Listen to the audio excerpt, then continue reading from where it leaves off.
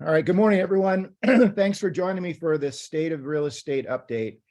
I've been having a lot of conversations with agents throughout the weeks, the last few weeks, and the same things keep coming up over and over and over again.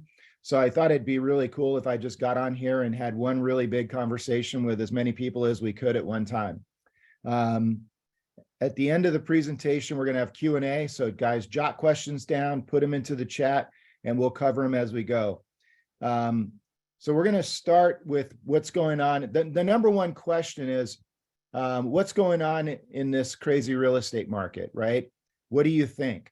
The number one thing that everybody wants to talk about is the interest rates. Okay, so let's just start there. The rates went from 3% to 7.5% over a 6-month period. And the rates are continuing to go up. We're going to discuss why that's happening and how it's going to affect our business and some of the ways that we can overcome some of the negative things going on in the market and turn those into positives. So let's start here. Where people keep asking me, where do you think the market is going and what can we expect? So our market peaked in March of this year. If you go back and you look, the home values peaked. We were at 1,000 houses in inventory in Tucson, Arizona. We're about 6,000 houses in Phoenix.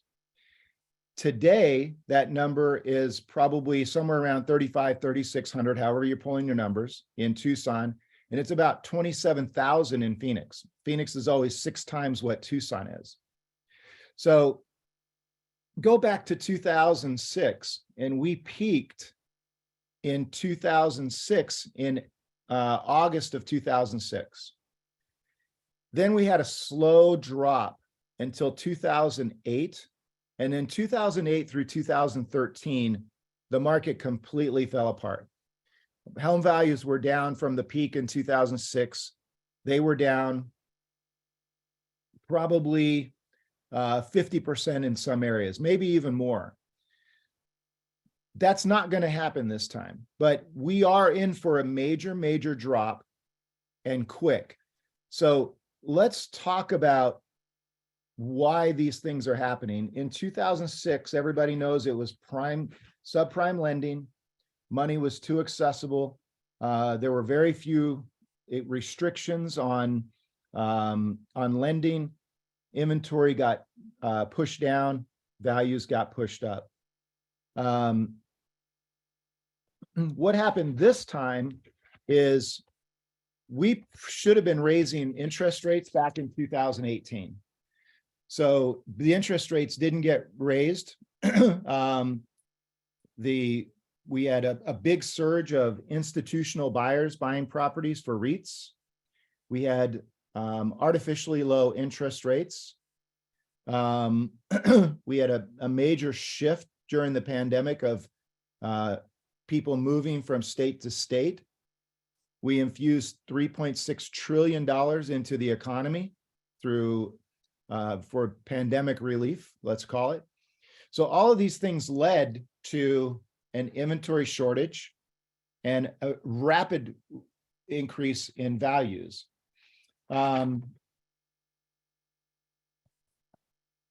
The REITs, and I'm gonna put up a graphic here in just a little bit about how many homes these guys own.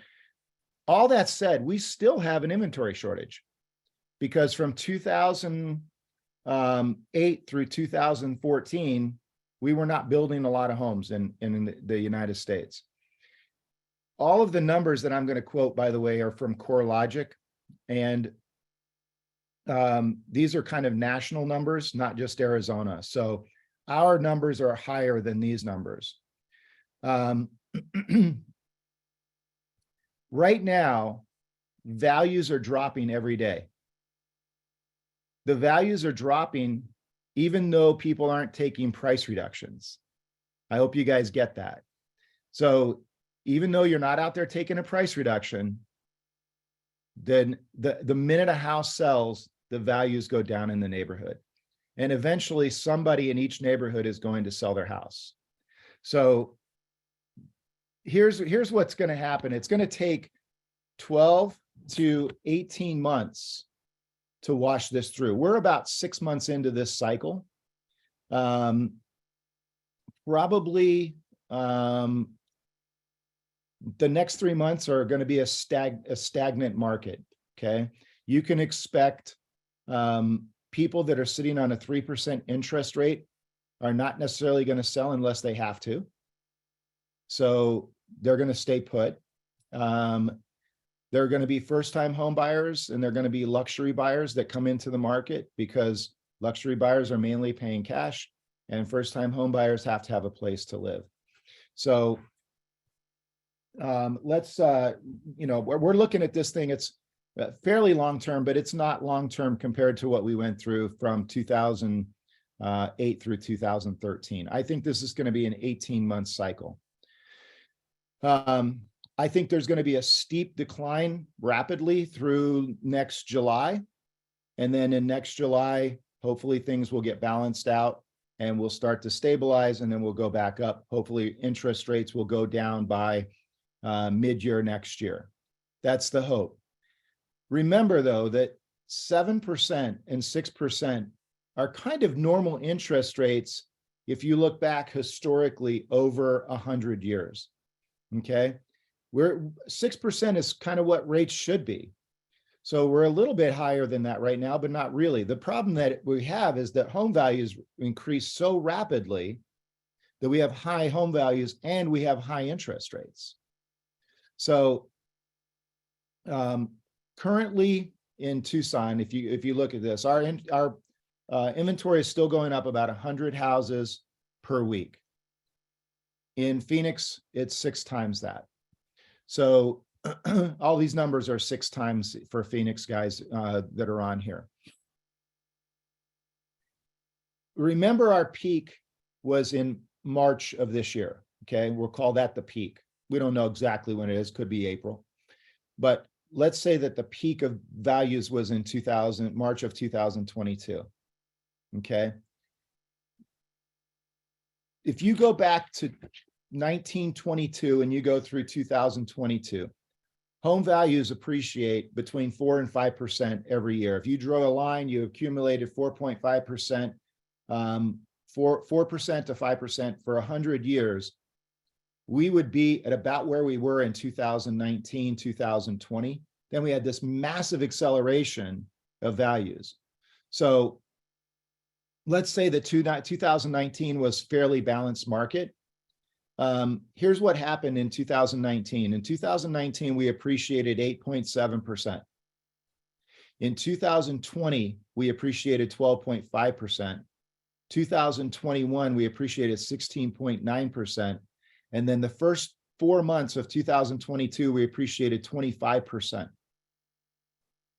So how far are we going to fall in the next year from where we were in the peak of March of this year? My guess is about 25%. It's going to take a while to get there, because we have every time. Remember when we were in this really accelerating market, when we were giving away the store and the sellers held all the cards, they had all the leverage. We would go in and we would go, there's 9 offers. We will give you 15,000 over list price. We'll pay cash. We'll waive inspections. We'll do pretty much anything that you want to do to get the house. We'll rent it back for you for 30 days for free, right? We were giving everything away. The seller had all the leverage. The seller now has no leverage. 0, pretty much, unless they've got a very special house. The buyer has all the leverage. So it's going to drive prices down. And my guess is between now and next year, we lose probably 25%, which was artificial appreciation. Okay. But remember that when I say these things, this is one person's viewpoint. Okay. I've got 22 years of real estate experience, and we may share some of the other people's experience when we get done with this call. I know we've got some other very seasoned agents on here, but these are my opinions only, okay? But I think we're going to lose about 25% value from where we were. Remember, during the pandemic, they infused $3.6 trillion into our economy, right? That money is still out there, but that money is going to be washed out over the next 12 to 18 months. That's what caused inflation. The inflation that we're in right now was caused by the infusion of $3.6 trillion into our economy, accelerated values and home prices, accelerated rent prices, all that stuff.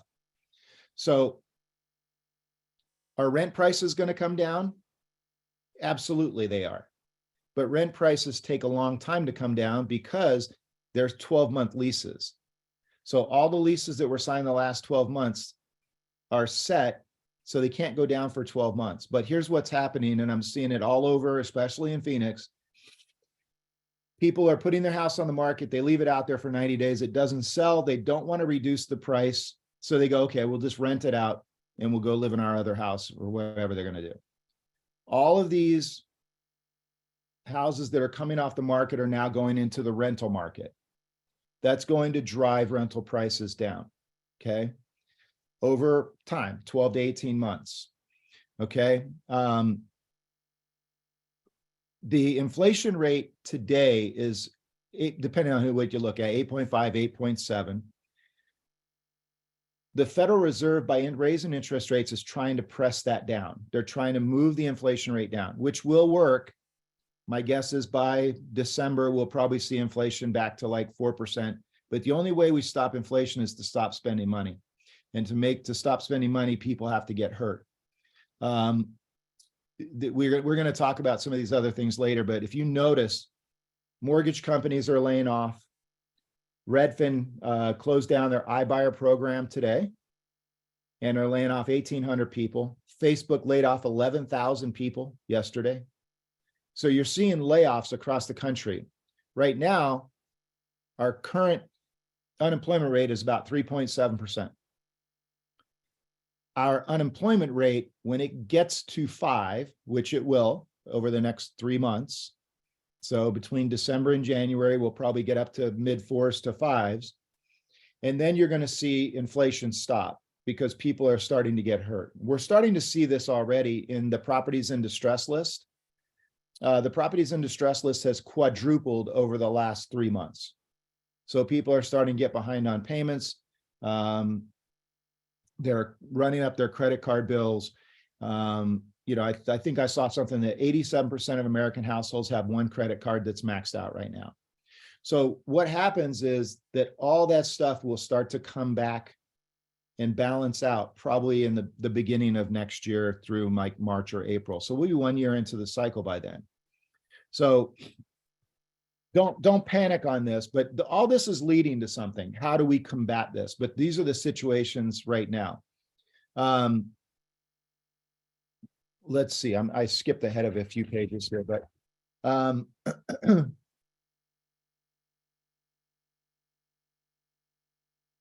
what happens over the next 18 months to our buyers and sellers, okay? And one thing that's going on right now is buyers are coming into the market very nervous. As a matter of fact, I got a cancellation on a property. We put in escrow 2 days ago, and his reason was, the buyer's reason was, he's not comfortable with the payment because his $300,000 house he's buying is a $2,100 payment, okay? So let's look at the average Tucson family, right? The average Tucson family is, two incomes, 2 kids, 1 dog. Let's say it's a Rita Ranch, Continental Ranch, Gladden Farm, somewhere like that. You're looking at $350,000 house, right? 300 to 400. The payment on that is $2,200. The comfortable payment for Tucsonans, and remember, all this appreciation happened, but wages didn't go up to match.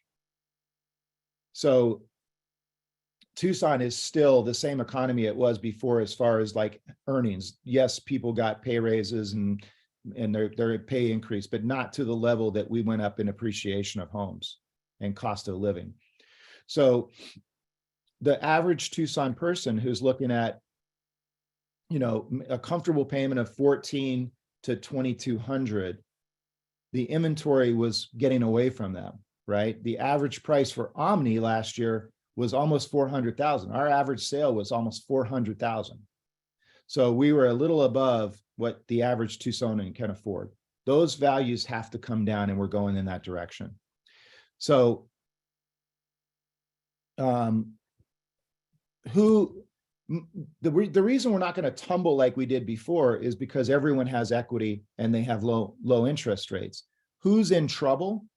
Possibly the people that bought in the last 2 years with very low down payments. Those people could be in a little bit of trouble, right? But that's not mass scale like it was before. So we're not going to have that big, huge downturn. What we need to get through is the next 6 to 12 months. And I want to help you guys out with how we're going to get through some of those challenges.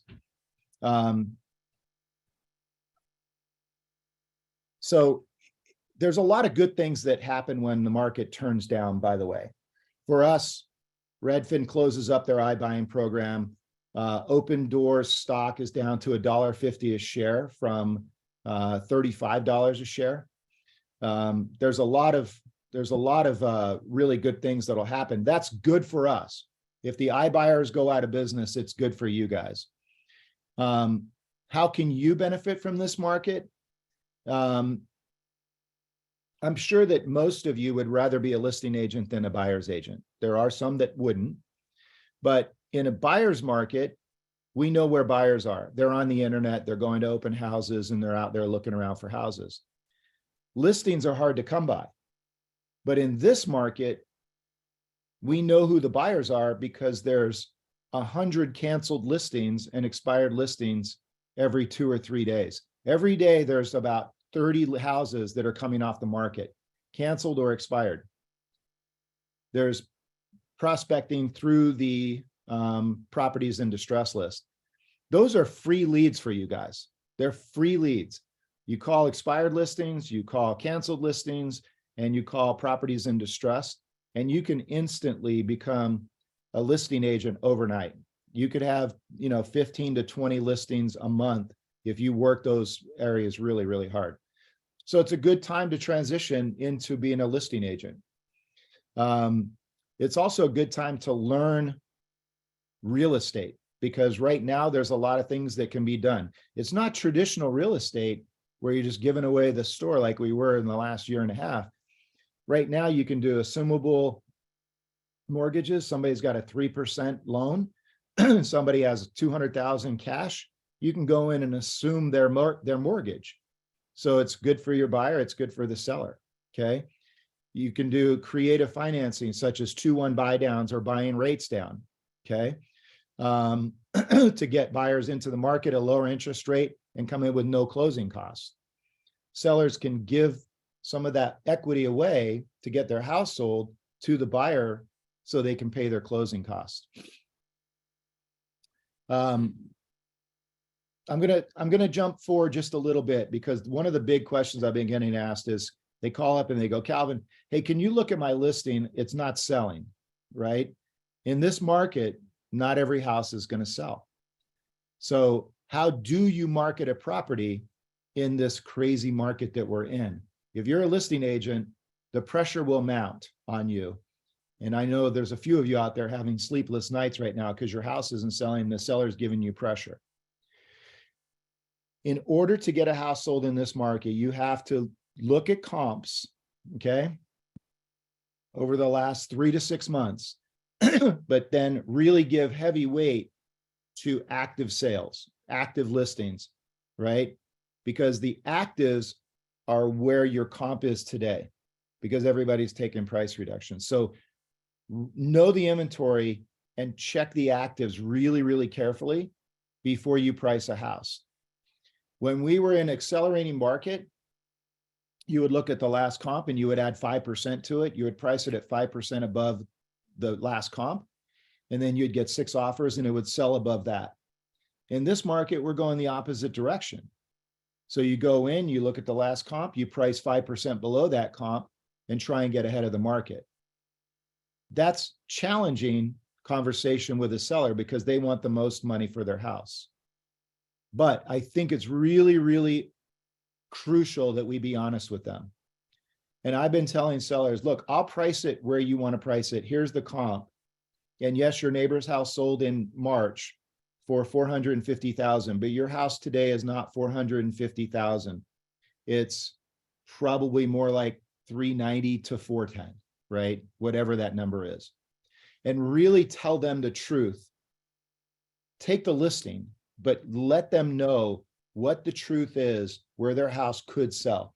They have to price above market to get it there. So I saw Sean's note just pop up here, and it's actually the next thing on my list. So the things that I'm doing to get my houses sold, and I've got 13 active listings, 10 of them are in escrow. So what I've been doing as like tests have been working, and this is what we did in the last market. And I know most of you probably have some resistance to range pricing, but range pricing is the best way to sell a house in the market that we're in, okay? Using threshold numbers, most people do a search up to 325, 350, 375, 400. If you look at a house and that house is comping at 405, do not price that house at 405 or 410. Price the house 400 to 410 or 400 to 420. When you do range pricing, follow the rules. It has to be put in the listing as range pricing.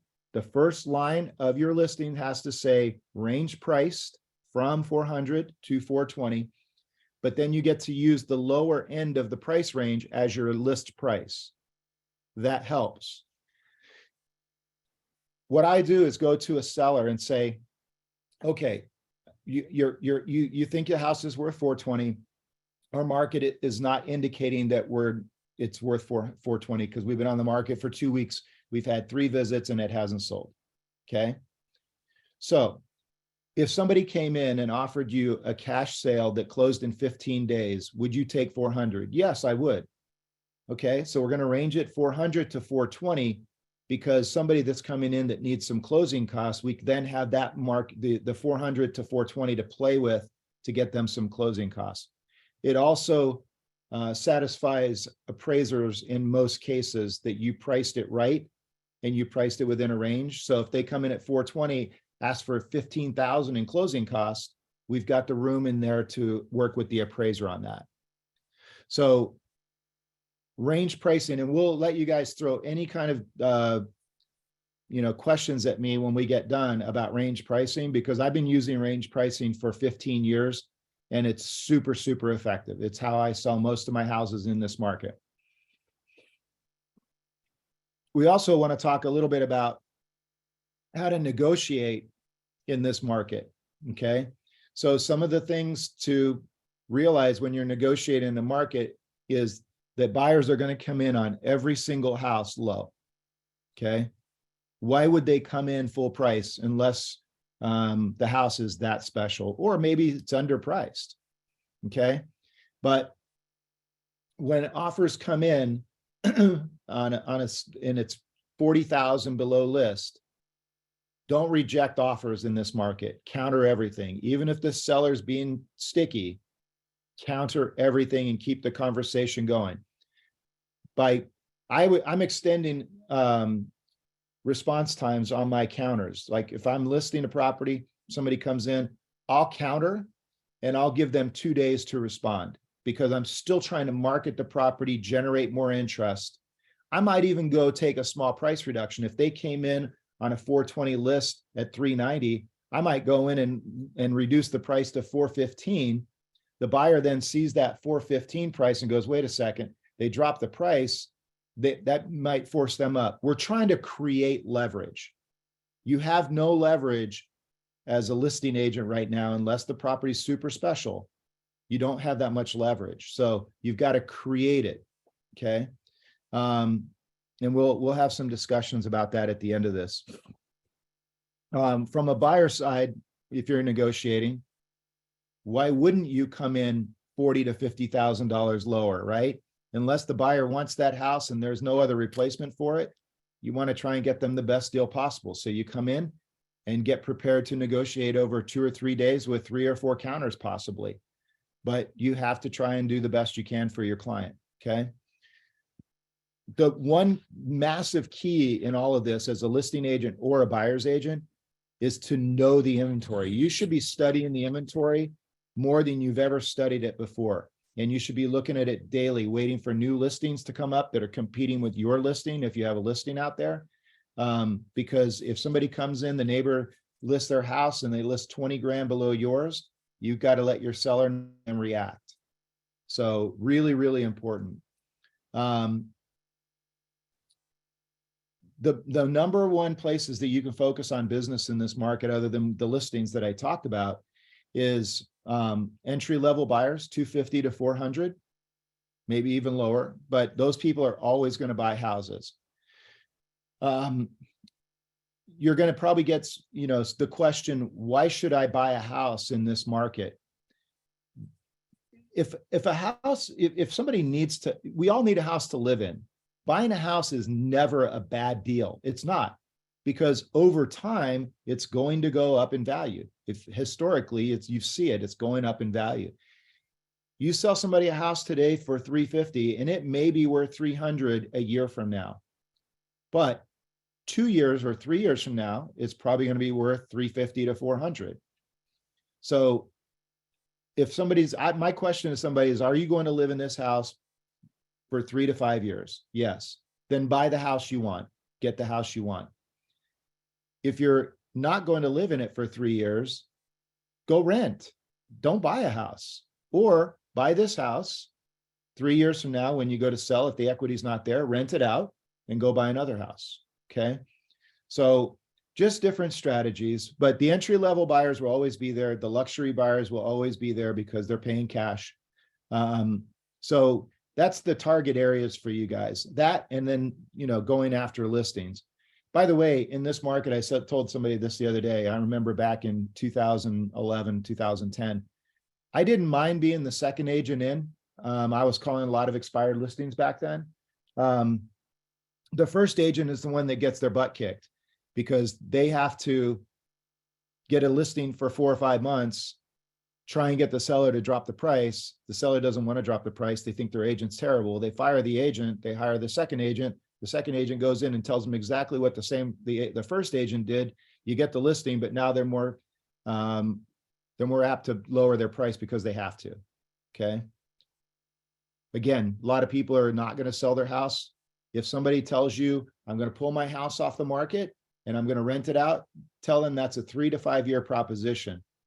It's very possible that they may be giving up. They don't want to drop their price 50 grand and take 50 less for their house than they wanted to, but they rent that house out for 3 to 5 years.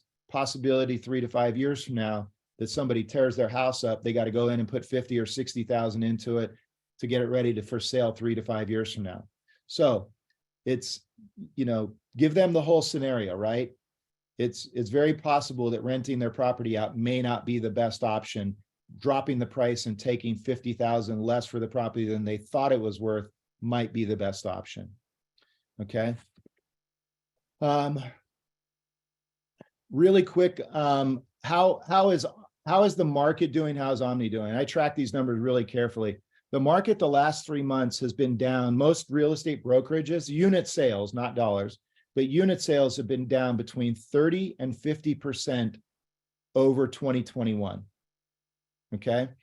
So OMNI has been up about 5% for August and September. October, we were actually down about 5% year over year. So we're holding our own as far as unit sales. Credit to you guys because you're out there working. A lot of agents just decide, hey, it's market's slow, I'm going to take a vacation. But you guys have been out there working. So I'm going to jump into just a couple of questions here really quick and see what we've got in here. Okay. Wes gave me a correction on the inventory. The inventory is at 3705 as of this morning. That will be 3,800 next week. and 3,900 the week after that, and 4,000 the week after that. What's the normal inventory in Tucson? The normal inventory in Tucson is about 4,000 houses. So I would love for that 3,700 to get up to 4,000 and then stabilize. 4,000 houses in our market is an average days on market of about 45 days. And that's what it should be. Oh, one thing I forgot to tell you guys too, when you list a house, if you're not getting 2 to 3 showings a week, even in a terrible market, you've got to make some adjustments. You've got to get 2 to 3 showings a week. Luxury market is 1, right? 800 plus is 1 showing a week, but below that, you should be getting 2 to 3 showings a week. If you're not getting 2 to 3 showings a week, you've got to change the price. You got to change your presentation. Sean Edgar's comment was in 2006, September, there were 10,500 listings on the market. Sean, I remember well. And in 2012, in January, there were 12,000 houses on the market. It was crazy. So that gives you guys perspective of what people like Sean and I have been through. And then Sean also made the comment, it's a great market for range pricing. This is what range pricing was created for. 100% agree with you, Sean. Kevin Tate's question, how much is the holiday season going to affect sales? The next 2 months, and again, one person's opinion, I think we're going to be strong through like November 15th, November 20th. We're going to be doing what we're doing right now.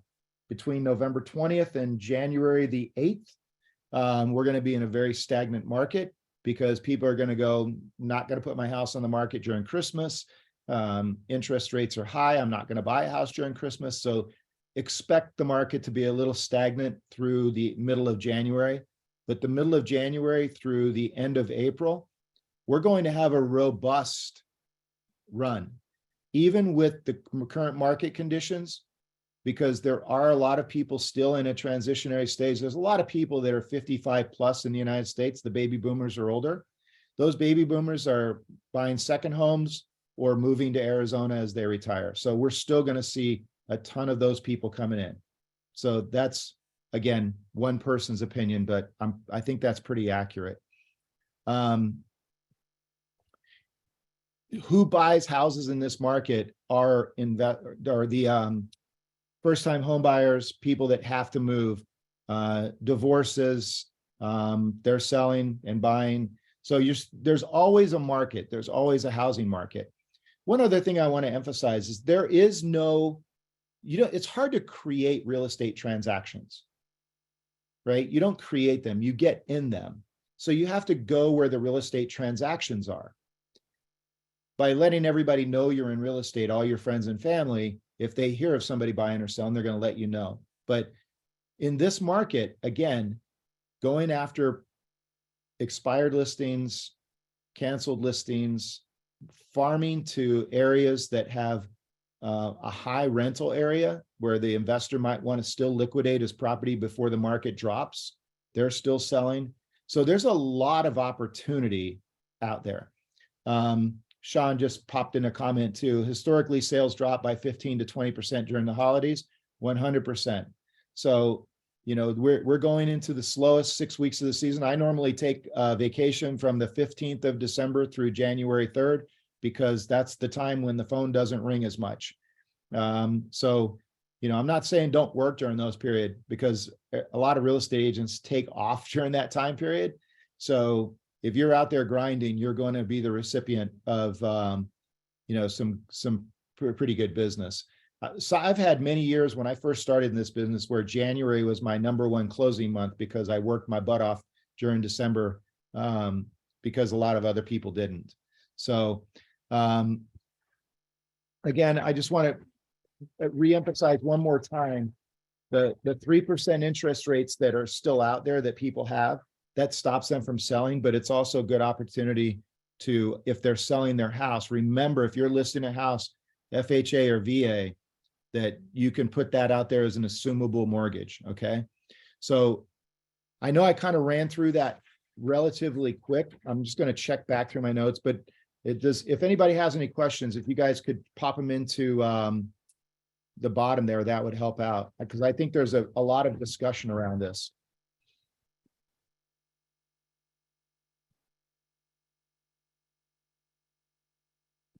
Okay, no questions. Sean Edgar. I know Sean has a lot to say, so Sean, if you want to jump on and add some comments, feel free to do so. I'm just going to comment that you are now getting questions coming up in the dialogue box. Okay, I got that. I see that. First question, Samantha Morales. Is the 5% below last comp standard on all price points, or does it change under 300? That's a guide, Samantha. I think that it depends on the house, but I would price ahead of the market. It may not be 5%. It may be price it at market and take price reductions quickly. I'm a big fan in this market of going to try to get the max that we can for the house and tell my seller, we're going to take a price reduction every Wednesday until this house is sold. It might be a $3,000 price reduction, $5,000 price reduction, but we want to keep it on the hot sheet, keep it on the top of all the syndicated the syndicated search engines to make sure the property is getting major exposure. By the way, when you guys take price reductions, always change the lead photo, okay? Because if you go in, you take a price reduction, that automatically goes back to everybody that's on an automated search. And if they've seen that front picture and they didn't like it, put a picture of the kitchen or the pool, that might stop them the second time so they take a closer look, okay? But frequent small price reductions is a really effective way of marketing in this market. Phil says, do you think 6 months of inventory is still considered a balanced market? It seems we are in a buyer's market, but we are at 2 to 5. Again, Phil, the inventory is still low, right? Compared to where we could be, the inventory is still low. What's stopping the market from cranking right now are the rates and the fact that values increase so fast. And now you got somebody trying to buy a house at 7% interest and the price is inflated too. So the prices are going to drop back. I think they're going to drop 20%. Once they get back to 20%, the rates start to stabilize at around 6%. Our market is going to take off. At least that's my hopes. And I think that is a 12-month cycle from where we are right now. So you agree, Sean? Yeah, but I was going to say, I think that once people get a little more used to seeing the interest rates where they are, yeah, that they're not going to be as panicked as they've been. I think we've got a lot of things going on. We just had a contentious election. We've got uncertainty in the market. If people have to move or have to buy, they're still going to do it. The buyers are under the impression that prices are going to drop dramatically. I don't think that they are. I think they're going to stabilize. We still have very, very little inventory.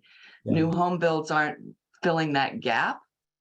The new home builds are taking much, much longer to finish than they have ever. They're taking 12 to 18 months to finish. So no new home builds aren't filling that gap. Under 300,000, there's not much inventory.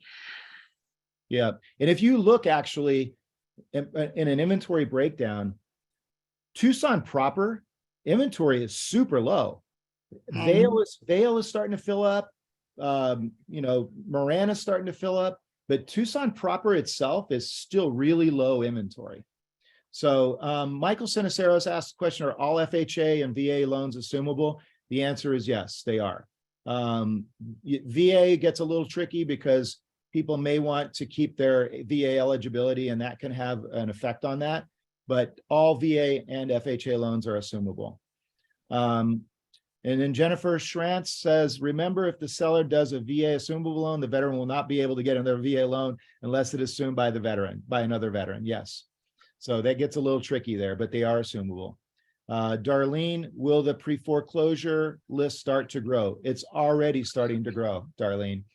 And by the way, guys, when you're calling expired listings or canceled listings, and they say, hey, we're just going to go ahead and rent our house out, please refer them to Phil. Phil's doing in-house property management. And if you guys are on the phone, Phil will give you a little spiff for sending him a referral on a property management deal. But let's not let those guys get away from us for any reason, okay? on pre-foreclosures, it's a really, really great way to pick up, but it's a very sensitive situation. You guys need to know how to work a pre-foreclosure list. You need to know all the options that someone has to get them out of their bad situation that they're in, and don't go screw something up. Seek help, read, watch videos on the foreclosure process, go take classes, but learn everything you can about that process. I'm going to share my screen really quick, and then I'm going to pop back to you guys. I've got a couple of links here that I want to share with you.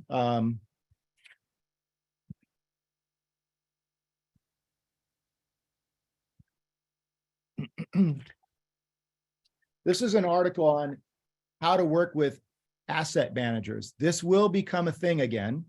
But this link, and I'll send these out. I'll send them to Ashley and she can send them out to you guys. But this is a really good article that came out on March 7th of this year of how to find our asset managers, how to work with asset managers. But before you guys go venture down this road, know how the foreclosure process works. Go down to the courthouse, go to a trustee sale, but know what you're talking about and what you're doing before you try and help somebody with an REO. The other thing is, these are the top asset companies in the world, as far as these are real estate investment trusts that hold rentals. This is how many dollars worth of rentals are out there being held by these companies. This is basically shadow inventory that's not being sold. It's just sitting out there. If these companies ever decide to dump these properties, our market will be flooded with inventory. But this company here, Annaly Capital Management, owns $73 billion in assets. Huge numbers, okay? So there's a lot to know about real estate, guys. Let me just go back here. So I'll have those links sent out to you guys. But again, if you plan on working with foreclosures, you can right now apply, because they're going to start coming, right? The people that bought in the last few years are going to be in a little bit of a trouble. And we've already seen a few of them. I've got a few calls already. But Fannie Mae, you can get a hold of Fannie Mae and try.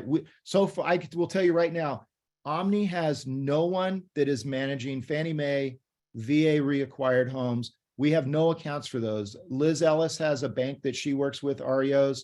Lee Catterman has a couple. But do you have any, Sean, that you work with? Yeah. So right now is a good time to try and get these banks REOs. And that link that I have there will show you the process of how to do that. Okay. Oh, Sean, you put in the comment, you need to know about short sale processes, cash for keys, and ways of delaying foreclosure to give them a chance to sell. That's what I'm saying. You've got to educate yourself on how to do this process. During the last downturn, I'm sure Sean did her share of short sales, and Debbie and I did tons of short sales. But it's a really, really stressful, time-consuming process. So take classes on it. There's so much to know in real estate that you either get experience by doing, or you go to classes and learn, or both. And I prefer both, right? Be ready when your opportunity comes, but getting prepared for what might happen is really crucial at this time. Your education in real estate never stops. 22 years in this business, and every day I learn something new. And that will never stop. It's constantly changing. So anybody else have questions for me or Sean Edgar here? Calvin, I was going to make a comment. One of the quickest ways to be able to get on the rosters for receiving foreclosure listings is to register with some of the asset companies that handle the foreclosures and do their BPOs. They'll pay you a minimal fee. Good point. For doing the BPOs, but then they become familiar with you, you become familiar with their systems. And once those foreclosures are available for listings, they'll start handing those listings over to you. exactly. That's a really good point. Yeah. You usually get your start by doing BPOs. Yeah. So get good at doing CMAs. Mhm. If you're not good at doing CMAs, get good at it. And I will tell you, in this market, it's you have to know the inventory, and you should be doing, if you're not doing 2 or 3 CMAs a day, you're cheating yourself. You got to know the inventory. They're asking what a BPO is. It's a broker price opinion. Basically, it's a CMA on steroids. Yeah. And usually they send you a form, like their own bank BPO form, but Yeah. it basically is a CMA. Okay.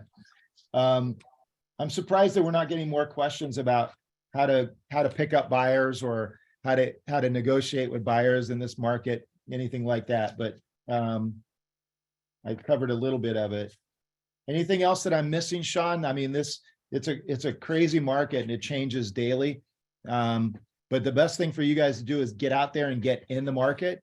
Know the inventory, go and get in and out of a lot of houses, do open houses, talk to a lot of people, join some networking groups, and just talk a lot of real estate. People are going to have to become familiar with all the different ways of marketing listings. You're no longer going to be able to put it on MLS and expect it to sell. You're going to have to go back to doing just listed. You're going to have to go back to doing open houses. You're going to fall back on all the old ways of marketing. The basics, yeah. And one other thing too is that when you start to accumulate listings, what happens a lot of times is somebody will call me on a property and I'll say, did you see my other property? And I'll maybe push a couple more of my listings that are in that same price range. So they don't necessarily see them because they're looking at a very narrow geographical region, and we might be just outside of that. So always talk. And by the way, talking to agents in the office, the minute you start talking to agents in the office and you say, hey, I've got this new listing, there's like 3 hands go up. Oh, where's it at? Right. So networking, it's grassroots marketing, right, Sean? Talking to other agents about your listings before they come on market and when they go on the market, making calls to the top agents in a zip code. You put a house on the market and then you run a ranker in MLS of who the top agents are in 85710, and you start calling those agents. Hey, I just listed a property, right? Got a super motivated seller. Take them by and take a look. We're trying to generate activity because it doesn't just happen anymore. You need to stay in contact with your sellers. The worst thing you can do is become silent. I make it a habit of calling my sellers every Friday to give them updates, to let them know the activity on their house. I also am telling them up front when I take a listing agreement, if we haven't had at least 10 showings in the next 2 weeks, we are going to do a price reduction. Tell them that up front so they know that it's coming. Yeah, 100%. I did skip that section, setting expectations. So setting expectations is huge, and that's what Sean's talking about right there. Darlene, you asked a question about what about Binzers? In this market, the Binzer becomes the second place for the buyer to jump out, right? They want everything fixed. Before, nothing was getting fixed, right? Now they want everything fixed.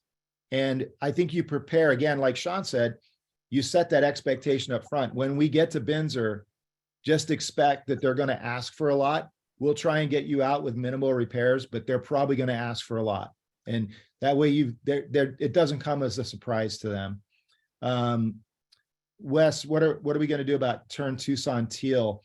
I don't know if it benefits us to do a Turn Tucson Teal event now or probably in February, but most likely in February when we get more buyers back in the market. February and March will be a huge peak this year. We'll have parents buying for their kids that we always get, the U of A students buying for next August. We'll get snowbirds buying. We'll get second homes. People come out here in December, January, February, fall in love with Arizona and want to buy a house. So they end up buying between February and April. So we will definitely do something February or March for turn Tucson teal. I think that's super beneficial for us. Kristen Breeding, or Gwen, let's talk about how to get buyers right now. Buyers are always in the same place. They're either online looking, so you do pay-per-click advertising, you do open houses, you network, you put yourself out to your sphere, but more than anything, it's get listings, right? Because if you get listings, you get buyers. Happens every time. Sign calls, you're doing open houses at your listings because you have listing. When you control the inventory, you control the buyers. So that's just the way how you do it right now. Text the listing to the agents that you have enjoyed working with in past. Kristen, 100%. Again, grassroots marketing. You go through your phone, you put that link in there, and you go through and you blast all the people that you've worked with in the past. That's a big, I think it's a big part of what we do on any listing, but more important today than ever. So I'm out of questions. Okay. All in all, time well spent, I think. Hopefully you guys have a better idea of what's going on in the market going forward. It's a crucial time. Don't let, I don't want this to be you to think this is negative. This is a very, very positive time. Whenever things shift, there's more new opportunities. We just have to find those opportunities. But this is when a lot of people create themselves as real estate agents. We see, people come into this business and they're in it for 3 to 5 years, but then there's a downturn and that agent finds a new niche and their business just accelerates. So there's a lot of opportunity when things get like this. It's not a bad time, it's a good time. And I'm not just, those aren't words. I started in real estate full-time in 2008. Wonderful timing on that one. But I learned more from 2008 through 2012 than I've learned in the past 5 years. I can tell you that, because you don't learn as much in the good times as you do in the bad. You really grind it out and you dig in and you learn your craft. And this is a craft, guys. This is not just a job. There's so much to learn in this thing that you dig in and you learn everything you can about real estate. That confidence that you know what you're talking about comes through every time you open your mouth and talk to somebody, and you gain trust, and trust is what gets you business. You have to know what you're talking about. If you've had any desire to become an investor, Yeah, the next 18 months is going to be the perfect time for you to keep an eye out and start getting investment properties. yeah. And right now, by the way, that one of the questions that I had written down was, if you're an investor in today's market, Sean, what's your advice to somebody that wants to invest right now? Either flip or hold. Should they buy or not? I do a combination of both. For every 2 to 3 flips I do a buy and hold. Yeah. It's always a good time to buy. Like right now, if you put out you see a property getting priced down every week, boom, boom, boom, boom, boom. It might be a good time to buy that property and hold it or flip it. As most of you guys know, I work a lot with investors that flip properties, and he's bought 16 properties in the last probably 2 months. Well, I should say that. That's an accumulation, but he's holding about 16 properties. And the margins have become smaller, but he's still making $20,000 to $30,000 a flip. So in the crazy market, he made, 40, 50, but even in this market, you buy right, you can still make $20,000 to $30,000 a flip on a $300,000 house, 10%. A lot of the properties that are sitting on the market are kind of a hangover from the exuberant frothiness that we were seeing. It used to be you could put whatever you wanted on the market and it would sell. Even if it had defects, it would still sell. So what you're seeing is buyers are becoming a little more finicky or a little more choosy. And maybe something just needs a little bit of paint or cleanup or minor touch-ups to make it, shine and compete on the market again. Yeah, you could get away with that the last couple of years, but you can't get away with it now. It's the Right. property has to be stellar and it has to be priced right. And always look for the negatives when you're listing a property. If it backs to commercial property, it's a corner house. The things that need to be spruced up, like Sean said, those houses have to sparkle because you need a little edge on those things to take them above the rest. And again, that goes back to knowing the inventory. Okay. You got to know the inventory. Somebody asked a question. Are we going to be getting REO training soon? Sean, where'd you get your REO training? In the field. Yeah. We could do a class on REOs, which we can get on the calendars. Ashley, if you can make a note of that. We could do a class on REOs, but I will tell you guys, watch videos, read articles, educate yourself, because as much as you might learn in a 1-hour class, you can go online and learn. I still look at REO stuff online all the time because the processes are complicated. They are. They're changing. Yeah, they change all the time. So you educate yourself, but Ashley will put that note. We'll put a REO class on the calendar. Sean, you want to teach it with me? Sure.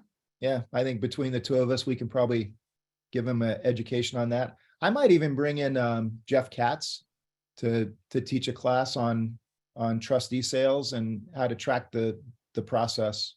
That might be good too. So, all right, guys. Well, that was 1 hour of hardcore learning.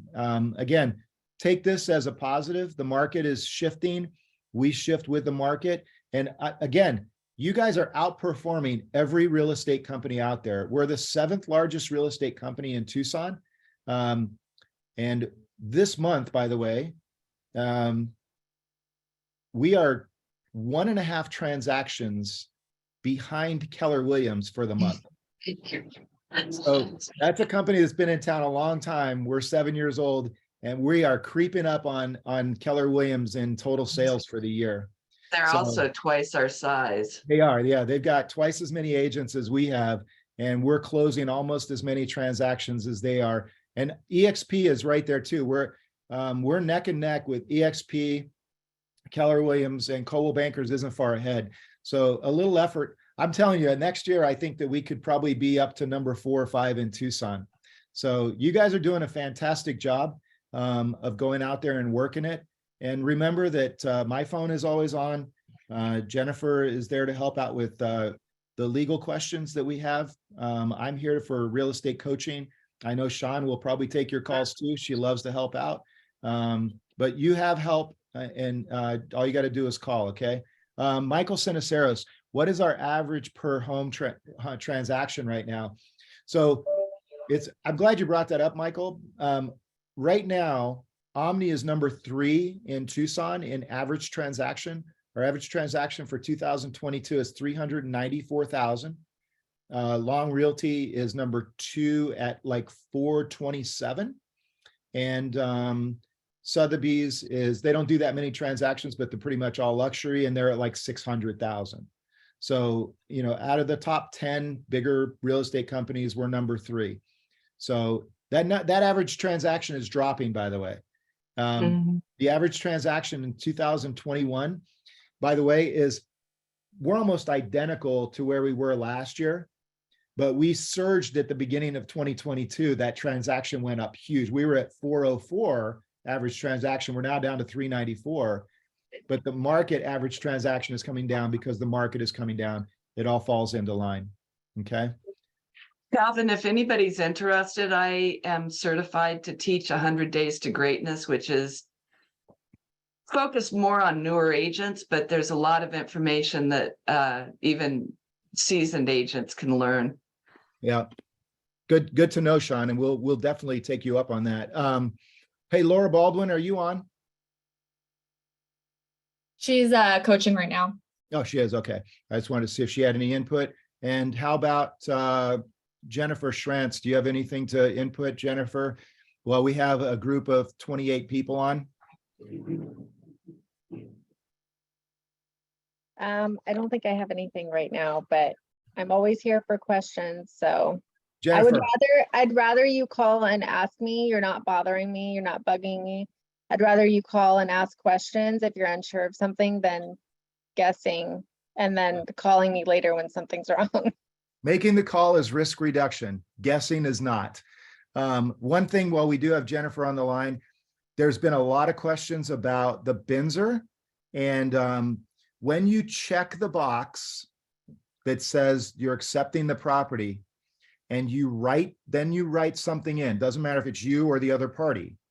But if you check the box saying seller is accepting all repairs, but then you go down and you write credit to be issued in lieu of repairs for $2,000, they still have to accept that.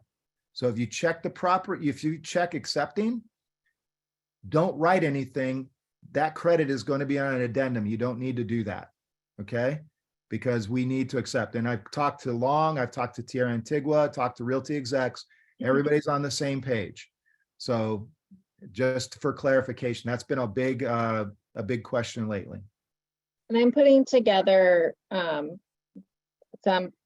document that'll maybe help. I talked about it last night at Laura's mentor night, and we talked about it at Java with Jen yesterday about the Binzer too, but I'm also putting together a document that should hopefully help. But like Calvin said, when you check the first box, you don't write anything. If you need to write something as the seller, as the listing agent, you got to check the third box, then write something, and then the buyer has to make an election. Okay. Good stuff. Ashley, do you have anything while we have an audience of 28? Visit. Actually, I do. I do, actually. .net, yes. Yes, no, other than that. So mentioning foreclosures and all of that, this is a really great time to use Land Voice, which Calvin has generously provided you guys a membership with. We actually have recently changed the password for that, and it's now just Calvin's phone number. So if you've been using that before and you try and log back in, it's gonna tell you no, and it's Calvin's phone number. But if you need to, just reach out to staff and we'll definitely be able to provide you that info again. Okay, guys? The Land Voice is for Phoenix and Tucson. That thing costs us almost $400 a month to have. And you guys think that everyone's calling these expired and canceled listings, and they're not. They're not calling. You guys have their phone numbers. We have a great tool that is being underutilized. So I want you guys to use that as much as possible. Make the calls to expired, canceled FSBOs and get good at it. And yes, the first 6 calls, you will not be good at it, but you get better as you go.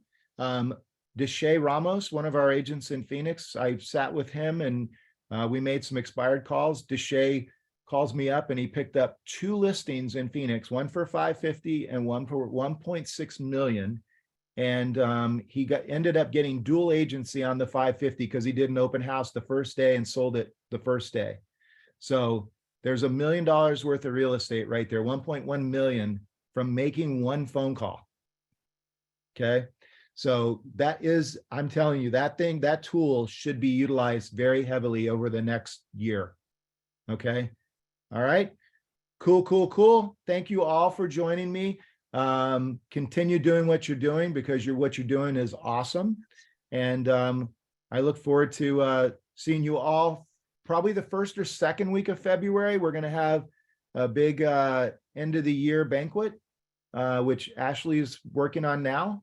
And, hopefully we'll see everybody there. So make plans for coming out and eating well and celebrating your accomplishments for the year. Okay. All right. We'll talk to you all soon. Thanks for coming in. Bye, guys. Thanks, Calvin. Bye-bye.